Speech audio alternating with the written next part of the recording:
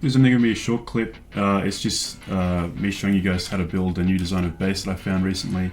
This is using a program called Fortify, so it just simulates Rust, but from like flying mode. So yeah, this is pretty much the design I found that has 2 layers of honeycomb with maximum space, while still keeping a relatively low upkeep. So ideally you build this out of sheet metal, and yeah, pretty damn good design. I've used this a few times in vanilla servers and they've been holding up really well. People have pretty much just given up raiding halfway through the raid because they're just like, dude, it's taking way too much to get through. Okay, so you want to start off with this kind of shape here, then continue it like this.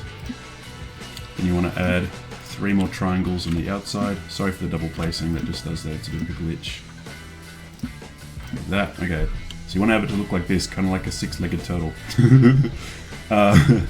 Okay, so we got the doubles there. Okay, sick. Okay, next step, we're going to get some walls, and we're pretty much just going to mark off the area that is actually usable interior space. We're going to quickly rotate these walls here because they're actually not supposed to be looking like that. So I'm just going to rotate these inwards a bit.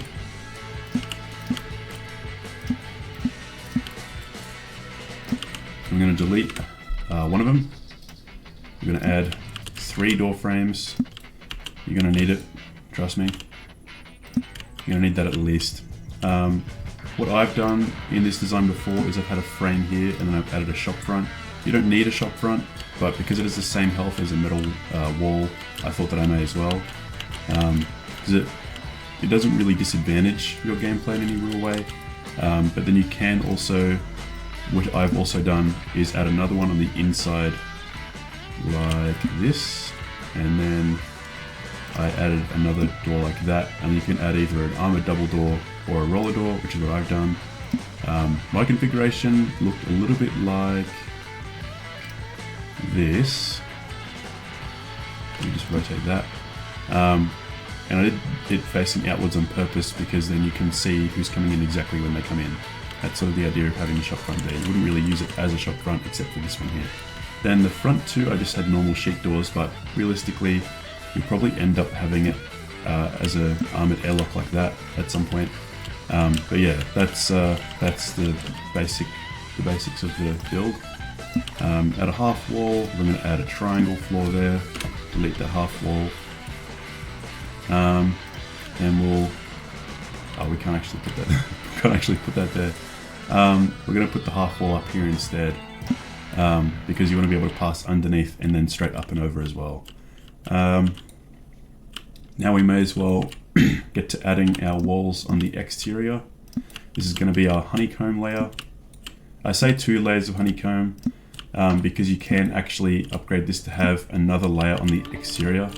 And I'll show you guys how to do that in a sec, but when I say 2 layers, it normally just means 2 layers of metal to get to the inside of the base. Alright, don't put caps on this honeycomb yet, because you can just extend it into the roof. The only parts I put it on are these 2 here, and then you will just eventually have caps on these parts because it's the interior of the actual base design. If you want to add extra honeycomb, you will need to have it looking a bit goofy. So something along the lines of this, and then you just repeat it around the outside, and that means you can add another layer of honeycomb. But of course, your upkeep will be nearly double what it costs with the basic design of this, because you're adding so many more blocks, so it'll increase the tax. So as I go through the video, you'll also see the upgrade cost of the blocks, like to actually build this, and the upkeep will show here. So currently we're just over 1,000 for the upkeep there. We've got a part list as well. So I'll keep this on screen just as I go. It takes a click to update sometimes, so I'll do that as well. So we'll just start adding some of these caps for the interior part. Unfortunately, I can't really control the double block placing glitch. I don't know what causes it, but yeah, I'll just try and deal with it. That looks like 1. Yeah, it's just 1. Okay. Leave this uncapped because this is your jump up to the next floor.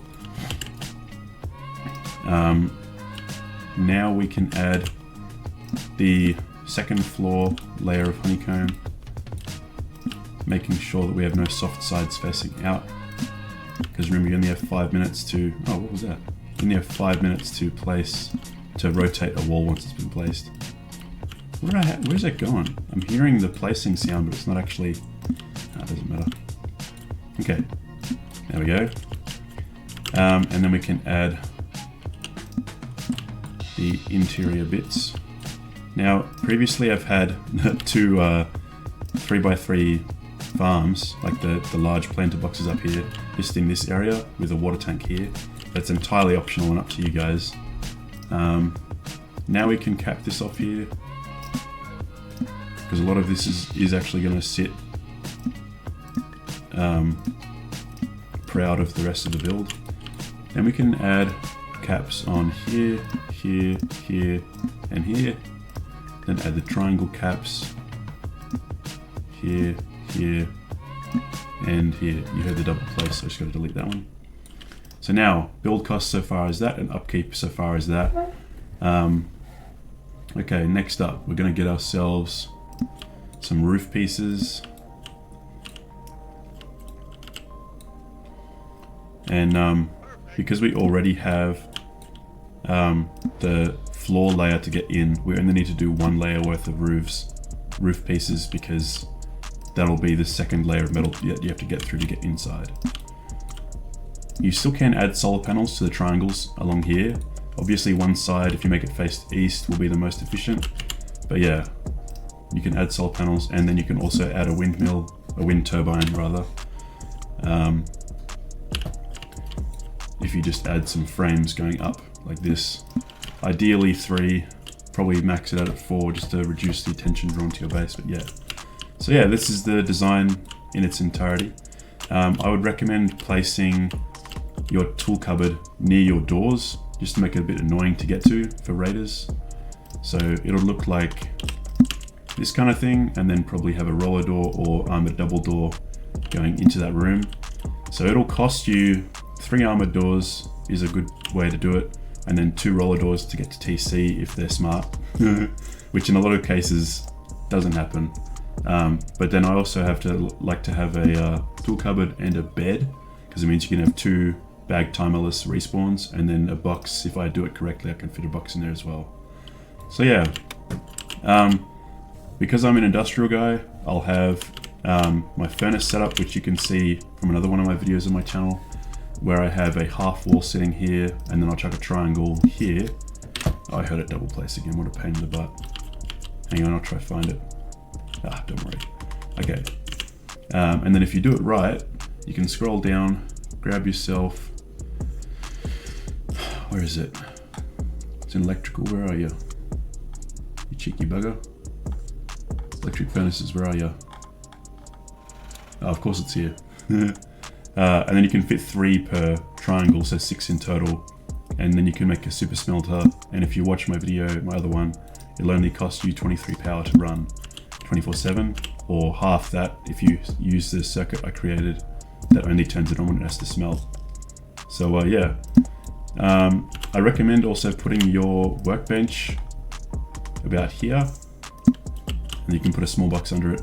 But then I'll have a shotgun trap on the wall here facing down, and then I'll have one on this wall facing down as well, like straight down, so then it can stop people jumping up. Or I'll have one on this wall facing into the doorway to kill anyone there.